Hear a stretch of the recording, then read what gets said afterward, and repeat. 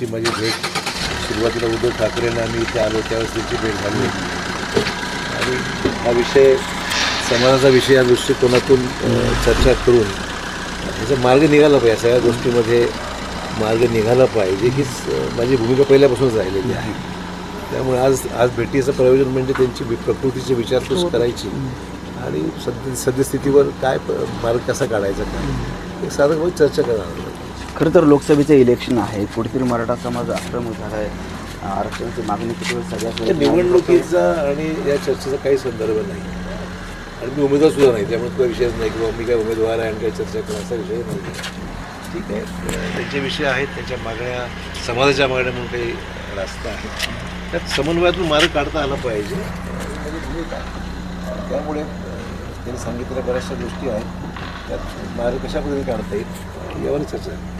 परंतु आज कॅबिनेट होती, कुठेतरी सगळ्या सोयऱ्याची मागणी पुढे आली पाहिजे, अंमलबजावणी झाली पाहिजे असं त्यांची अपेक्षा होती. मला कॅबिनेटचं खरंच माहिती आहे, कारण मी मंत्रिमंडळात नाही आहे आता, त्यामुळे नेमकं कॅबिनेटमध्ये काय घडलं आहे मी सांगू शकत नाही. चर्चेला काय ते समाज म्हणून आले, त्यांनी आधी सांगताना सांगितलं मी सरकार, मीच विचारलं मी सरकार म्हणून आला काय, तर ते आधी हा म्हणले, नंतर म्हणलं नाही मी समाज म्हणून मला जेवढे प्रयत्न करता येईल तेवढे मी करतो आणि बंदार आड फेराआड काही करत नाही मी चर्चा.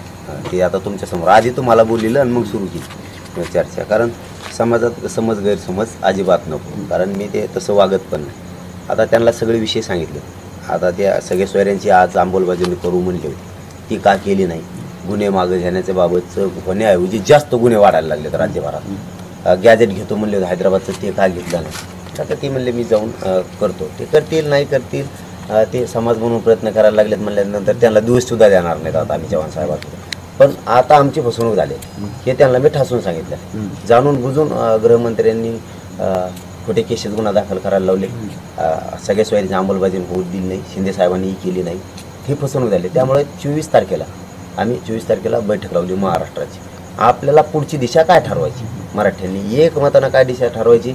महाराष्ट्रातले सगळे साखळी उपोषण करते, आमरण उपोषण करते, स्वयंसेवक ज्यांनी सभाचे आयोजन केले होते ते आयोजक निवेदक सगळे रॅल्या काढल्या होत्या त्याचे आयोजक निवेदक आणि मराठा समाज, वकील, डॉक्टर, शिक्षक, अभ्यासक यांनी सगळ्यांनी 24 तारखेला अंतरावली यायचे. आपण त्या ग्राउंडवरतीच मोठा मंडप टाकून तिथं प्रचंड मोठी महाराष्ट्राची महासभा घेऊन आपण पुढची दिशा काय, आपली तर फसवणूक झाली, आता सुट्टी नाही.